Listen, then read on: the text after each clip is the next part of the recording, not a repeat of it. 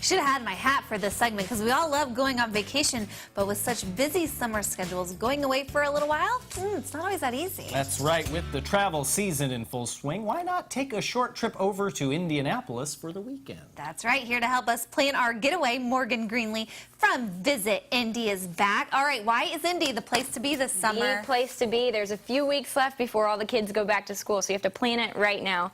Two big exhibits that opened up this summer that I'm so in love with. The International Orangutan Center. You've seen pictures of the orangutans. I call them the orangutans. And there's no G on the end of that. When I first learned about the International Orangutan Center, for my entire life I've been putting a G on the end of orangutan? Yes. Okay. See? There you go. There's your fun fact of the day. Debate. Okay, There's settled. 8 orangutans in Indy. They are 97% human-like, and so it is almost eerie to step inside this center at the zoo, and you can play touchscreen computer games with them, and don't be surprised if you lose. They're so intelligent. Really? It's incredible.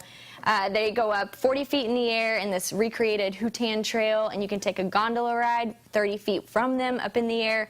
So really cool exhibit. It's been deemed the world's most important zoo exhibit in Indy. Oh my goodness. Okay, well that was just one thing. That's one. What's the second? The other one is the Terra Cotta Warriors at the Children's Museum. So if you're familiar with the Terra Cotta Warriors discovery, over 25 years ago, a farmer in China found 8,000 life-size terracotta warriors in his backyard. The Chinese government is letting us have 8 of these warriors in the city, and so it's a really cool exhibit. So if you're not going to China this summer, you can come to Indy and see them, but it's the only place in the U.S. that you're going to get to see these warriors this year. Okay, so here we're looking at, it looks like some video. Are those the warriors that we're talking about? These are what the warriors look like. So there's great interactive areas for the kids, but it's also very adult-driven, too.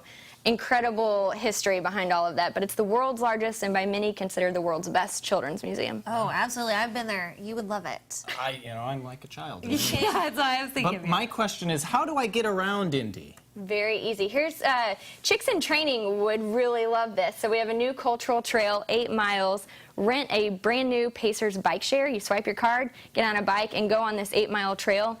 It takes you into our 6 cultural districts, so it's the best way to get around the city. We're a very compact, connected downtown. Yeah, okay, now we're talking family-friendly, obviously, there with the zoo and the Children's Science Museum. What else is there for families? Well, we always talk about shopping. It's a great shopping city, so you can bring the whole family to go shopping. It's been ranked the 5th best in the nation. So. Well, and with back to school, you gotta get your back to school shopping.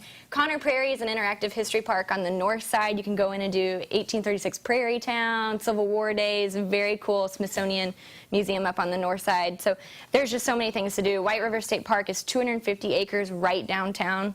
You can go on a gondola from Italy, paddle boats, surreys all around the Central Canal. Wow, I bet your feet would be tired after that paddling. Now, what are we looking at here? Where's this at? Oh, that's actually one of my favorite restaurants. That's the Rathskeller restaurant right downtown Indianapolis. Out back, they have a German beer garden. Maybe not so family-friendly here. But date night friendly. Date night friendly. If you're going to spend like a little weekend getaway with your loved one. This is Sun King Brewery, one of our biggest breweries in the city. You can go in there and do tastings and take tours. Slippery Noodle Inn is the oldest bar in Indiana. It was actually the home of John Dillinger hangout days, so his bullet holes are still in the wall. What? It was a stop on the Underground Railroad. They still have the original door inside this bar.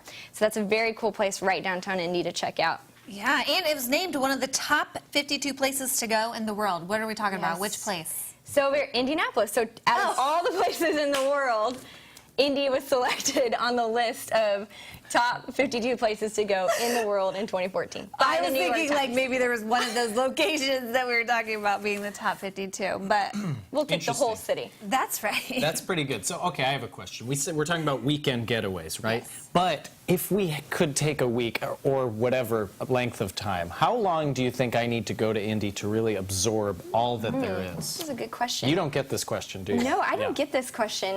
You know what? I would give it, you need a long weekend in Indy. If you're coming with the family, you can't do the Children's Museum in one day. You can't do the entire White River State Park in one day. So I would give it at least 4 days, 3 nights in the city to truly explore Indianapolis, do a day out on the cultural trail, go to White River State Park, and then dining all over the city. So like I said, there's 6 cultural districts, so you could take a district a day. There you go. And it's just a click away. Yes. You can do it all online. Yes. All right, it's Morgan Greenlee with Visit Indy. We'll get you connected at CILiving.tv.